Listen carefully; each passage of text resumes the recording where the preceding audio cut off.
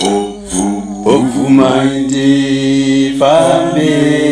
nemi sezvakaita Enoki,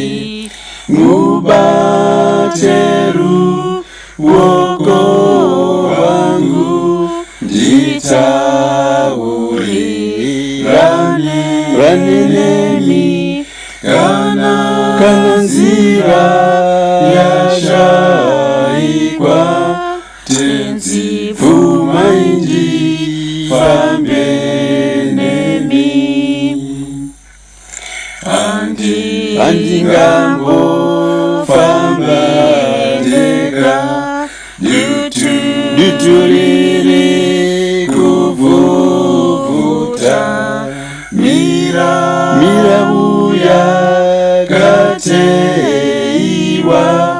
vavengiwa nondiedza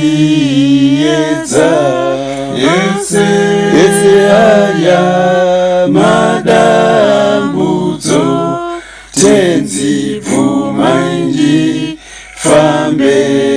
nemi kuti mandipazororo zvepasi zvinowana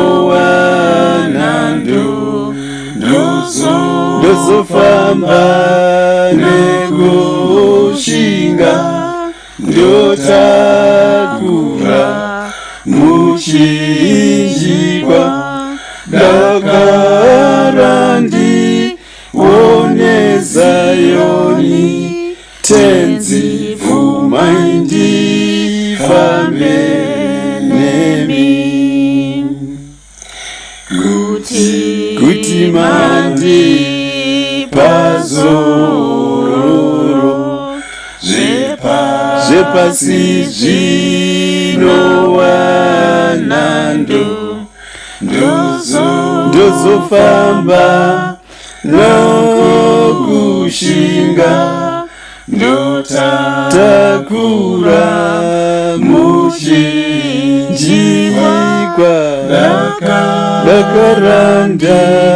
ona Zayoni tenzi pfuma indifambe nemi.